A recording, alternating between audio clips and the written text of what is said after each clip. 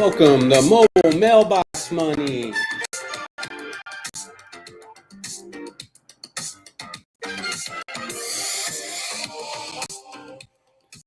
Welcome back, viewers, investors, entrepreneurs, people seeking financial freedom. I'm Alden Guajardo with Mobile Mailbox Money. And today, a guest on the podcast that I have is Mr.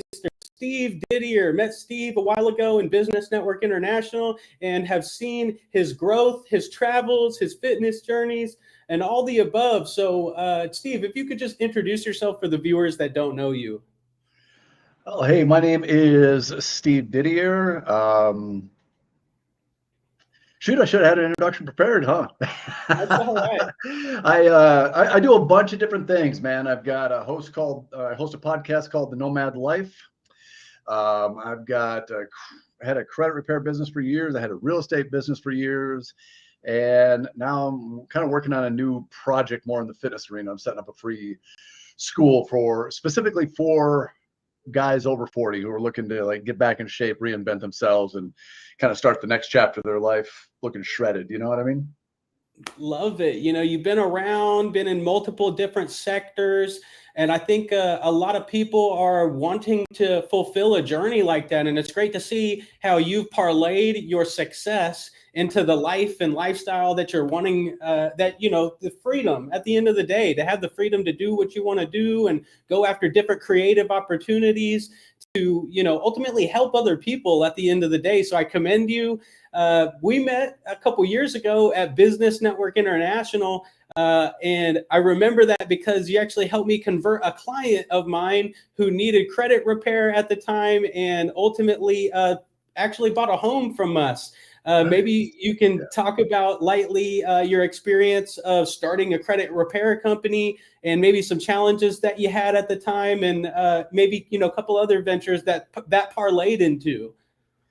Right. Well, actually, if we're going to talk about the credit repair, we got to go back to the real estate because I had a thriving real estate business in Las Vegas for about 10 years, well, close to 10 years. But then in the crash of 2008, I got wiped out, completely wiped out, got a divorce, lost everything that I'd spent, nearly a decade building. And that, honestly, it hit me pretty hard. With we guys, we attach a lot of our identity and everything to what we do and our successes and all that kind of stuff. So, oh fuck! Whoops! Just booped him out. Hold on. All right. Press the wrong button. Sorry. Continue. No worries. Yeah. So I lost everything. I had all my houses foreclosed on, cars repoed, everything like that. So my credit went from being absolutely flawless to being absolutely shattered. Like it was 400. It was probably some of the worst credit I've ever seen. And I had a bankruptcy on there and multiple home foreclosures, multiple car repos, plus all the other stuff that goes with it. And when I kind of pulled my head out of my ass a little bit and I was like, okay, I got to get back on the board. I've been wandering. I moved to Mexico. I did, different things. I did some internet marketing, affiliate marketing. I did a variety of different things. And I was like, okay, you know what? If I really want to get back on my feet and get back in the game financially, first step is I got to get my credit back in line.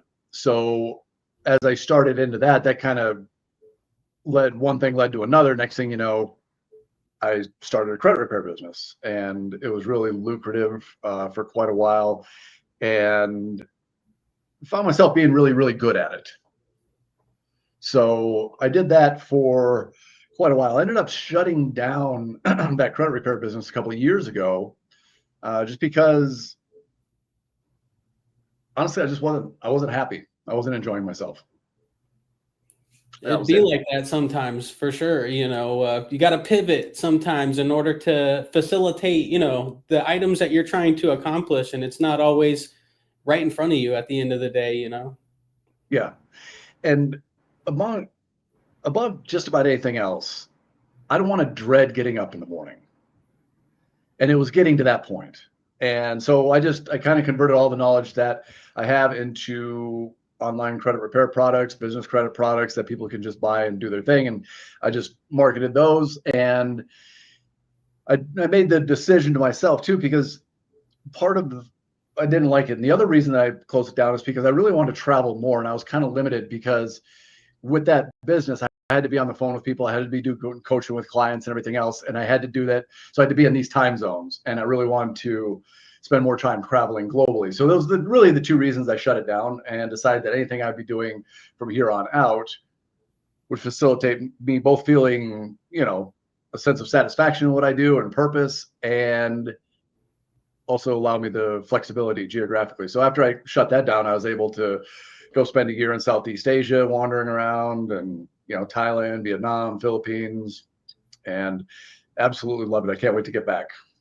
Are you back stateside? I'm actually in Mexico right now. Okay, yeah. Definitely wandering around. Yeah, exactly. And that's exactly what I look for, though. And I love running businesses. I love owning businesses and things like that. But it's not, when I was young, it was chasing the dollar. That was it. And now I chase both more purpose and lifestyle. Obviously, money is part of that, but it's not the end all, not the be all end all anymore. Yeah, if you can have those three match, your purpose, your lifestyle, and then the capital you need in order to do it, I mean, what more could you ask for at the end of the day? Yeah, exactly. They call that made in the shade. Yes, exactly. Which is one of the reasons I embarked on this new project. We really didn't have a chance to talk, but the school group that I'm starting, specifically for guys over 40, but that's just something like working out and fitness has been part of my life since I was 14. I've never taken more than 2 weeks off from the gym since I was 14. So that's about 30 years. That's a pretty good record. Sorry, 40 years next year. So that's a good track record. It's consistent. So I'm just going to impart some of that knowledge and, help guys who are feeling stuck or in a rut or just want to get improved, whatever their goals might be. A lot of it will kind of start with your fitness and you can move off of that. But that's more of it's a passion project for me. As same with the Nomad Life podcast. It's just traveling and talking to digital nomads, specifically entrepreneurs who live that type of lifestyle. It's just something I absolutely just love doing. So,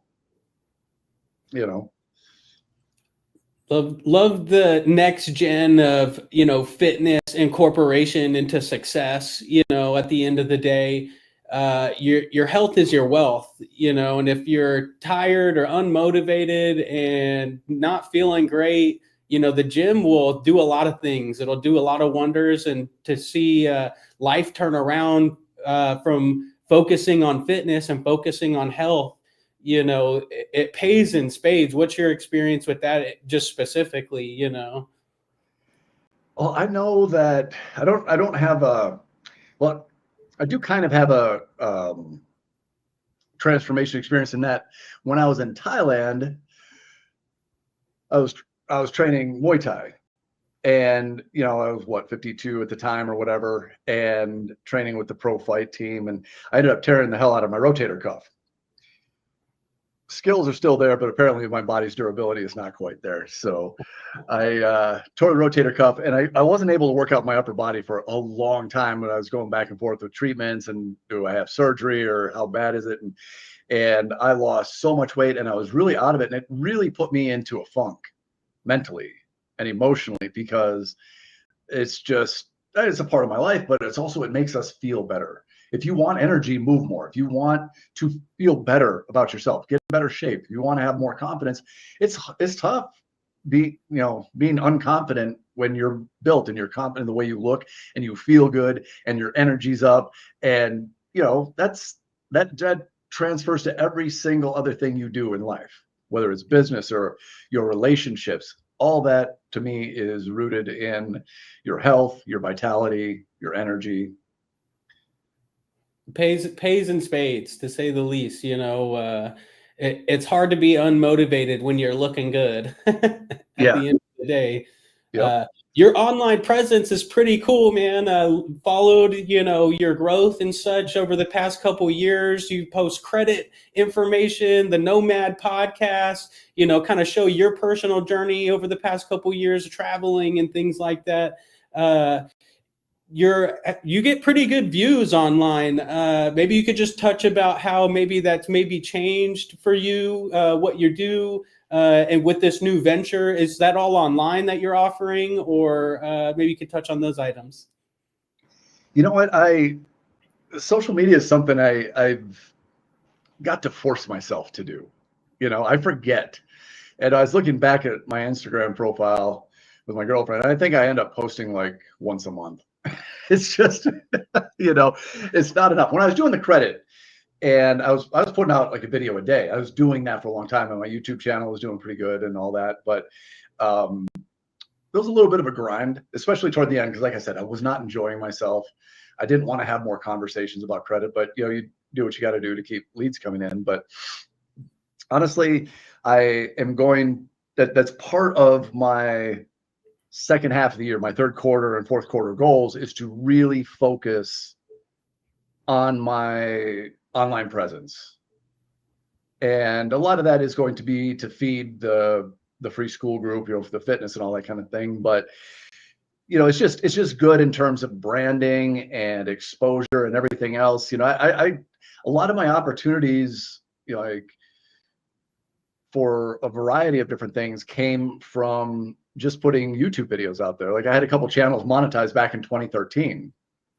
That's awesome. And it's amazing when you find out who actually watches your stuff and what that can turn into. You never know who's watching. The anomalous environment, provides that anomalous transaction. Man, you never would have touched that person, or they would have never heard about you if they didn't find that random video, in their scroll wheel or whatever. It's cool to see, the development of those connections. It really impacted me a lot, because the first YouTube channel, or second YouTube channel I did, all I did was, because I had moved to Mexico and there was so much differing information. Like I was trying to find information on bringing my dog, or I was trying to get information on legally bringing my car there, and what are the requirements for that, and how long, all the different things involved with various things like that. And obviously 2013, the internet was a lot more limited than it is now, but I found a lot of conflicting information. So I just started a YouTube channel called The Mexico Minute, and the only thing I was doing is answering questions. That's it. Like what are the requirements for bringing a pet to Mexico? Okay, great. I do a 5-minute video on that. Absolutely horrible, crap lighting, crap camera, no editing, no intros, no thumbnails, nothing that would typically make you successful on YouTube. But it resonated with people. And I got that channel monetized relatively quick. And it wasn't huge. It was like 6,000 subscribers, but I was living in Playa del Carmen, and there was a time there for about a year where a week would not go by without somebody cold approaching me on the street, like, "Hey, you're the guy on YouTube. You're the guy who does the videos about Playa del Carmen." Dude, that's awesome. It was so unexpected. Like I didn't do it for fame or anything else. I was like, maybe build a YouTube channel, whatever. Maybe I can make some money off it, or whatever. But I literally, had somebody stop me outside the gym, and they were like, "Oh my God, do you have 2 minutes? I want to introduce you to my son." Like, what? He's like, no, we watched all your videos. You're the reason we're here. We're going to make a move here. You try to change our life. I'm like, that's kind of heavy, man. I didn't think I'd be changing anybody's life, but that's the thing. You never know who's watching or what kind of impact that you're having, even if you're a small creator, That's the truth, the power of that branding and awareness, to get into something that people want to understand and be able to put it out there, on the internet. That stuff is crazy. The potential, how to parlay that into your interests, and get creative about it, because the people that are successful in it are consistent. And the consistency is key. As you said, the first couple videos you were doing, they didn't look great, but at the risk of looking like a fool, you kept doing it. Not saying you looked like a fool. I've felt like a fool on video myself here and there. But that's encouraging to hear, for people that may be watching and hesitating to kind of take that next step to put themselves out there. People want to see that. They want to see that you're human. They want to see, even if it doesn't look all that great, but the consistency is really when things start to evolve, and it shows that you're taking it seriously.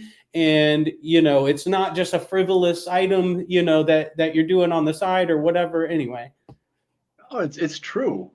And again, you don't know how you're impacting the people who watch. Because even like this podcast, for example, you bring a lot of people on here who have inspirational stories or ideas about how to make money or just on life in general.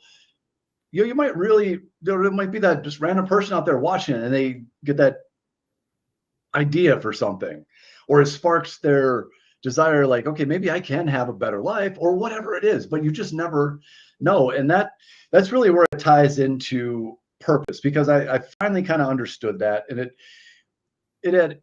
I had trouble kind of assimilating that, because I didn't want to, there's a conflict in myself, because I was like, I never started this to like affect anybody or change anybody's life. And I don't want to start thinking that, getting that arrogant sort of attitude, like, oh, I'm changing lives. You know what I mean? Just trying that balance. But I understand the social media game a lot better now. So I'm going to be posting a lot more. And a lot of what I'm going to be posting on is both lifestyle, to go along with the Nomad Life podcast, but is also going to be fitness, because especially for guys over 40, and I'm not trying to exclude the women, but guys are, they're what I understand. They're the ones I see out there struggling. They're the ones I feel I can help.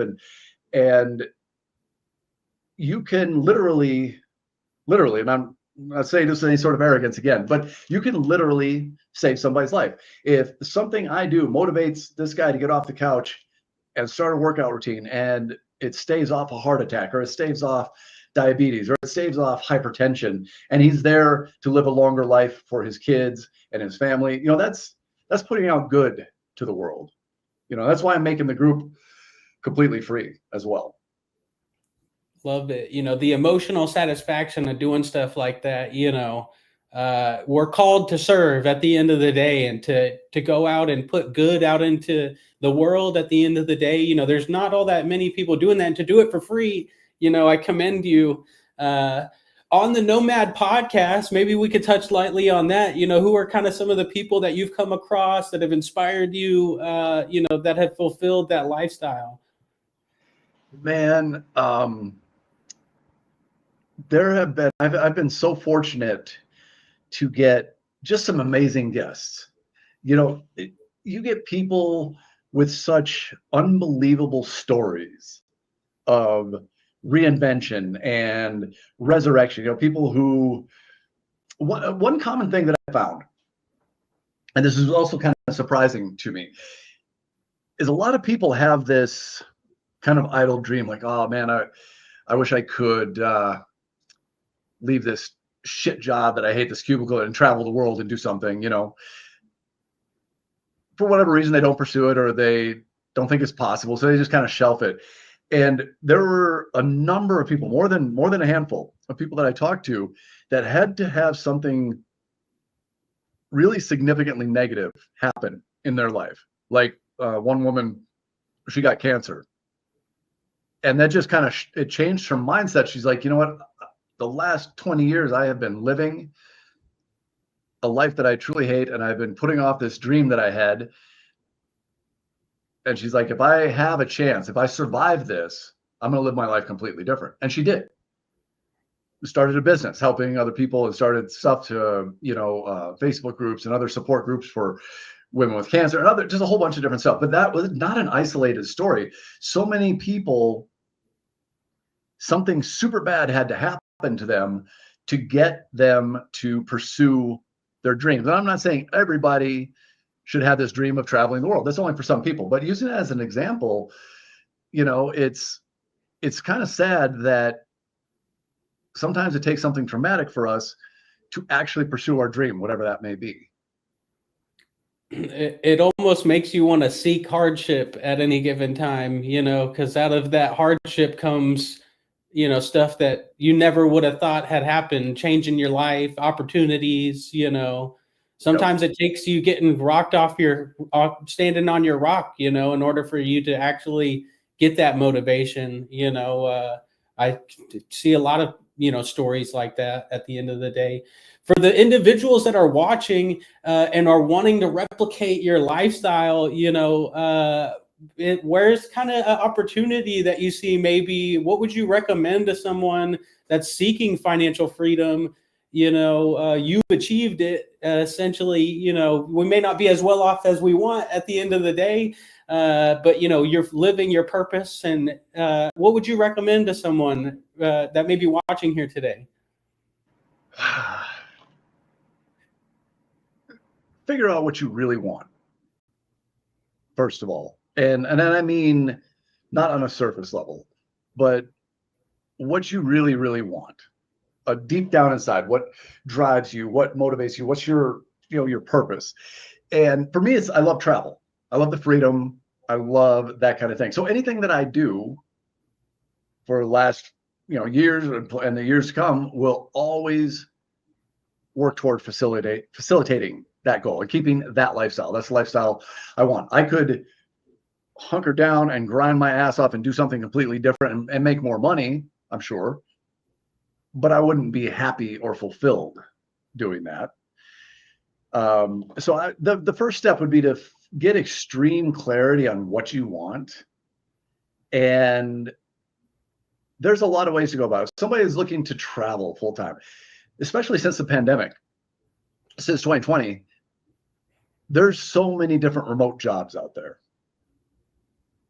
There are a lot of jobs that you can get remote that you can kind of get a taste of it first.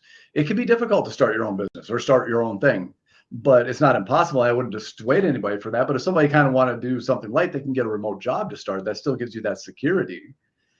And many of the remote jobs may not pay a ton of money, but many of the places you might want to travel to or live in, you may not need a ton of income, to maintain a really nice lifestyle. And in some cases, a healthier lifestyle. I think a lot of times, especially in the bigger cities in the US, the lifestyle is increasingly unhealthy. And yeah, I would just say, first thing, get extreme clarity and then start putting together a plan. Because you never know what you're going to like either. You may be, okay, I want to travel. And then you go someplace and you're like, oh, I freaking hate this. You just never know, but you have to try it.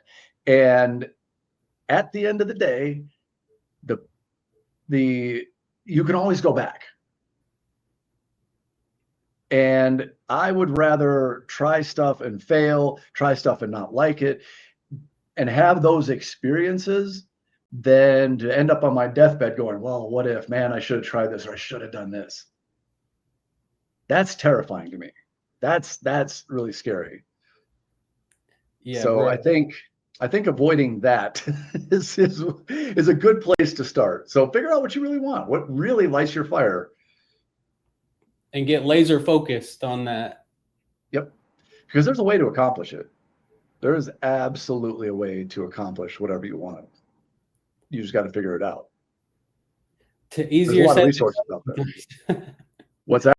It's easier said than done sometimes, but tapping people on the shoulder that like and trust, getting their take on how to get over that obstacle is important. I'm sure Steve's happy to help anyone, whether female or male. At the end of the day, he's pretty open. He's on Facebook and all of that. We focus here in Arizona on real estate investments. You've touched on real estate investing and things of that nature. The market's pretty crazy right now, a lot of uncertainty. Are you kind of doing anything in real estate right now? What do you see going on in the market? You know what? I haven't been paying much attention to the US market. I have been paying attention to foreign markets because my direction from here on out is going to be international investing.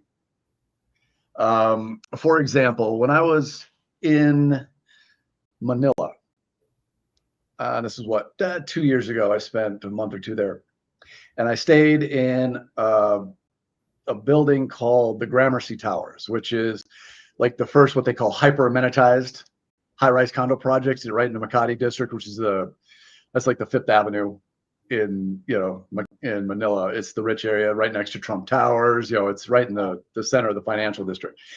And amazing building. There's a big curved infinity edge pool on the 36th floor, 36th and 37th floor.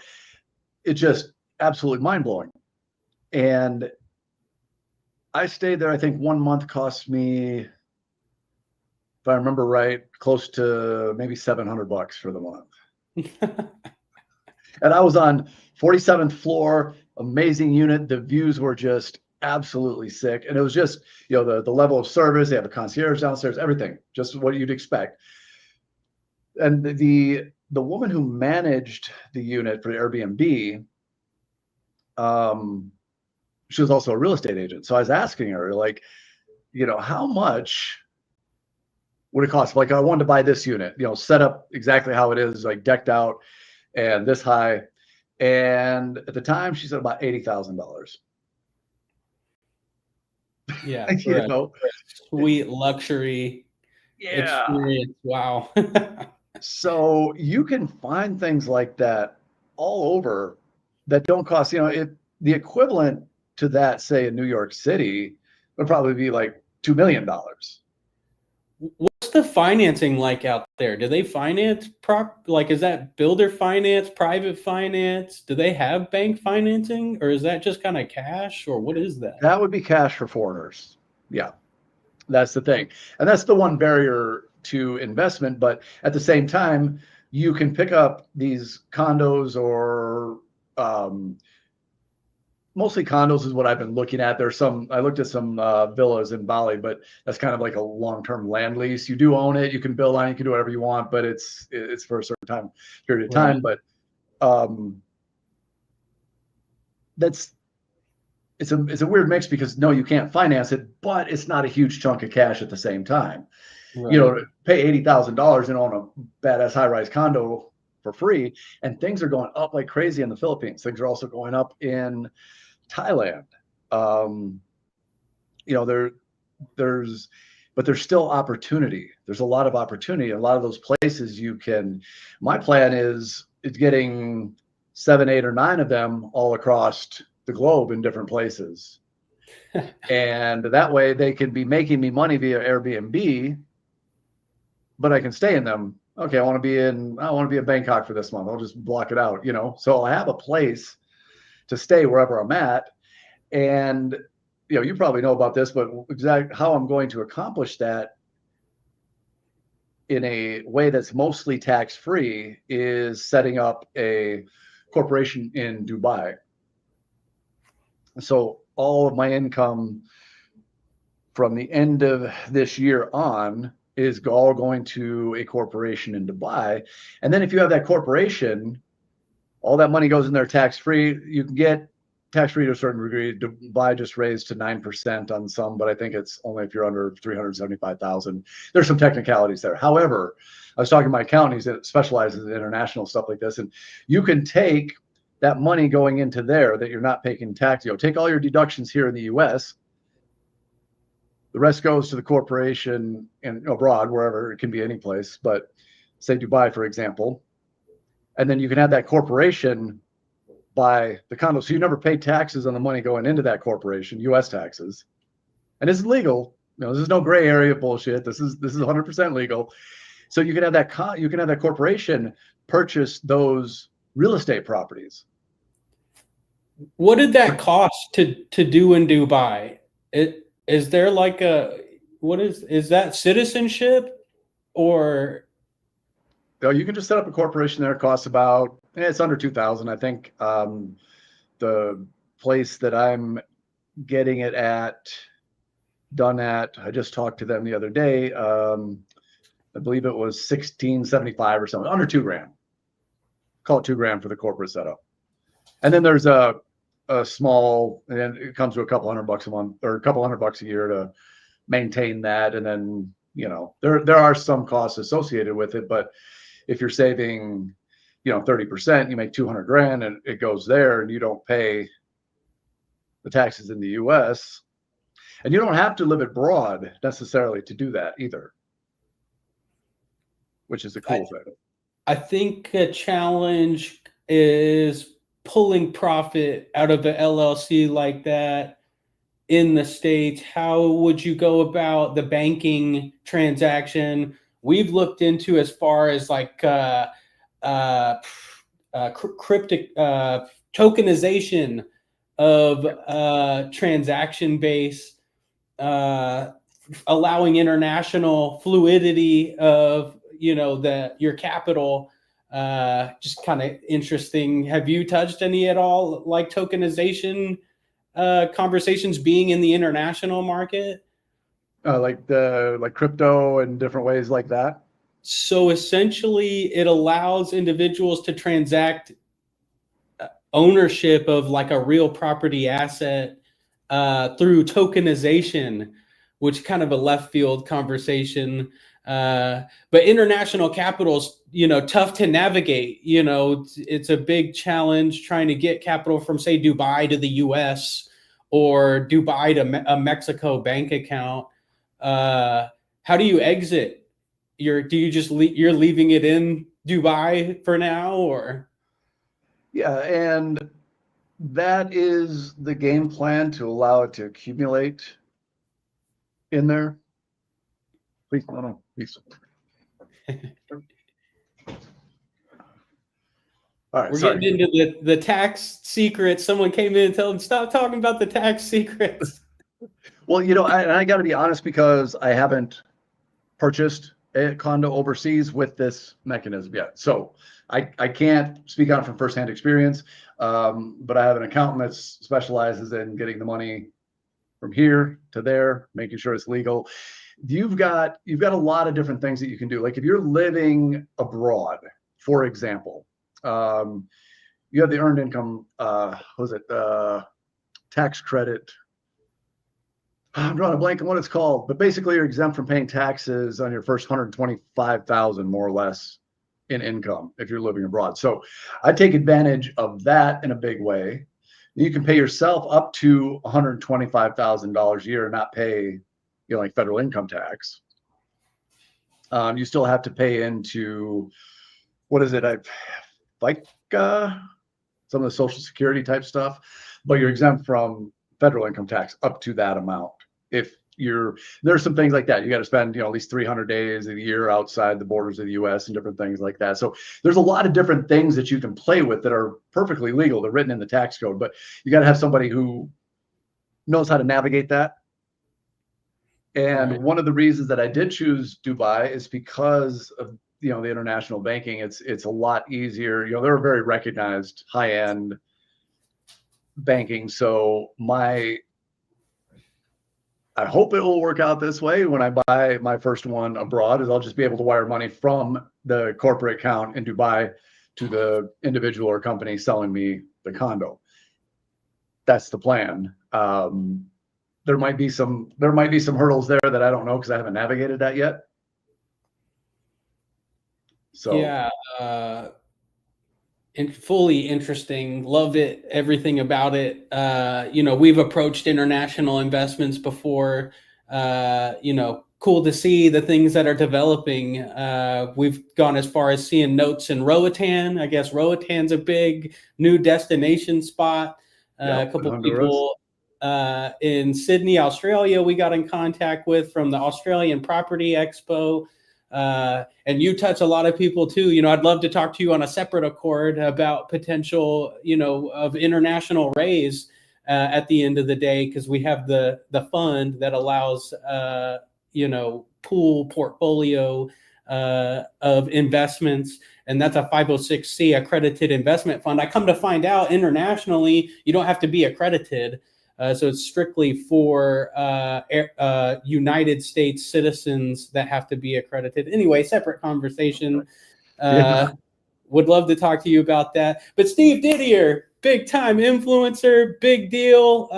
Where can people follow you? Where can they contact you? Or where can they view your podcast?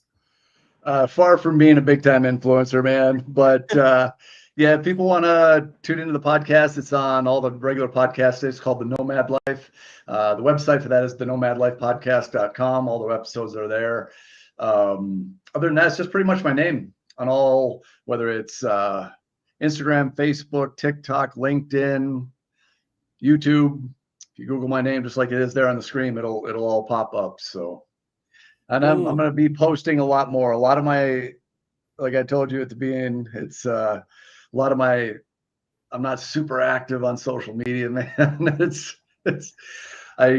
I'm something that's in the plans to fix. So I'll be posting a lot more on all platforms, and being a little bit more bored with that, especially when I get back on the road in the Far East. Love it. Well, hey, Steve, appreciate you being on the channel today, Steve. That's the Mobile Mailbox Money Podcast. Today is brought to you by Silvercrest Opportunity Fund, an accredited investment fund offering 10% returns for 1-year term or 12% net for 3-year term in an income-oriented investment strategy, investing like Warren Buffett.